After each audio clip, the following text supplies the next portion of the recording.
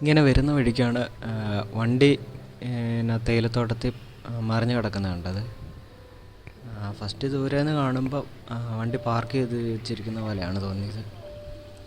പിന്നെ കുറച്ചിങ്ങോട്ട് കയറി വന്നപ്പോഴത്തേനും പുള്ളിയാണെന്നുണ്ടെങ്കിൽ കള്ള് കുടിച്ചിട്ടുണ്ടായിരുന്നു. നേരം വളവെടുത്താണെന്ന് പറഞ്ഞത് നേരെ താഴോട്ട് പോയി.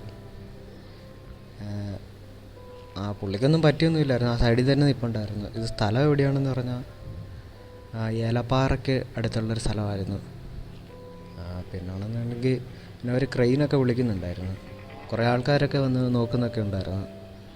പിന്നെ പുള്ളി പിന്നെ ആരാണ്ടൊക്കെ ഫോട്ടോ എടുത്തപ്പോഴത്തേനും എന്തിനാണ് എടുക്കുന്നത് അങ്ങനെ അങ്ങനെയൊക്കെ പറഞ്ഞിട്ട് ചൂടാവുകയൊക്കെ ചെയ്തു. അന്നേരം പിന്നെ വേറൊരു പുള്ളി വന്നിട്ട് പുള്ളിയെ പിടിച്ച് മാറ്റിക്കൊണ്ടൊക്കെ പോയി. പിന്നെ വലിയ കുഴപ്പമൊന്നുമില്ലായിരുന്നു തോന്നുന്നു. 2 പേരെങ്ങാണ്ടേ വണ്ടിക്കകത്തുള്ളായിരുന്നുള്ളത്.